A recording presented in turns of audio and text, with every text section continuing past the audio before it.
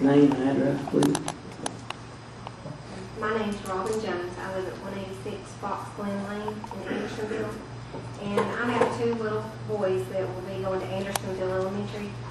And first of all, I just want to thank you all for your attention and thank you all for listening and for hearing all of our comments and everything. Basically, I'm here for two reasons. This is a parent's concern. Both of my boys have reactive airway disease, and you may have read my letter. I'm representing my children and lots of more in our community that have respiratory illnesses. I don't know how this plant could ever help them or be good for these kids.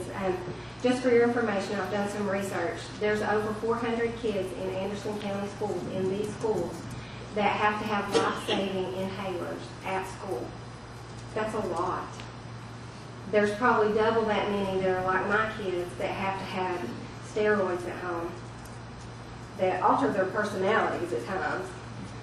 They have to have Singulair, which is an asthma medication. They have to have breathing treatments every time they get a cold. Every time they get a cold, just about.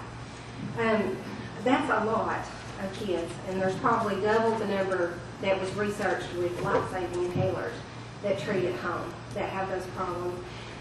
Our county has already been rated, as y'all heard, among the dirtiest or worst 10% of all the U.S. counties for emissions, and 20% of the worst. We're in the highest category here of the worst for hazardous air pollutants, and that's from the EPA.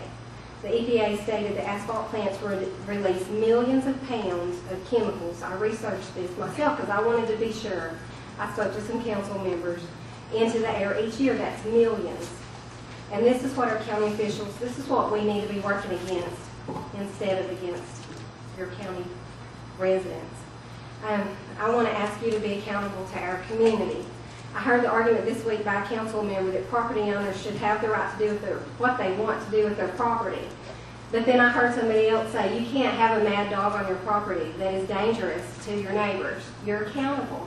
And I know that you all want to be accountable. And I'm asking you to just hear me from my heart as I speak about my kids. Now, I've heard the research, I've seen it, and I have kids. This is a picture of my little boy, Micah, having a breathing treatment. This is a mask. We have to fight him, to hold him down, to give him this. And I'm just asking you from my heart just to hear us on this. And my last point is, it's not okay to teach our kids that you can put money above people. It's not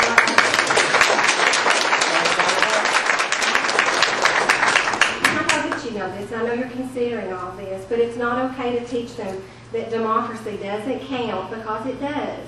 And we want them to know that. And I'm not here to do anything for myself. This is for my kids. And you all that know me know that I'm not a very extroverted person. I'm just here to speak from my heart, and I hope you consider what we said. Consider what the doctor said. I was thinking about my boys having their breathing treatments. And 406 kids on life-saving inhalers in Anderson County, in those schools that will be within that radius. These are real people. This is my child. I talked to one of the council members today, or not today, it was the other day, and he said he would not do anything that would harm one child. And I'm saying this is not one child, it's my child. It's two of my children, and it's lots of other kids in our community. And just take that into consideration when you vote.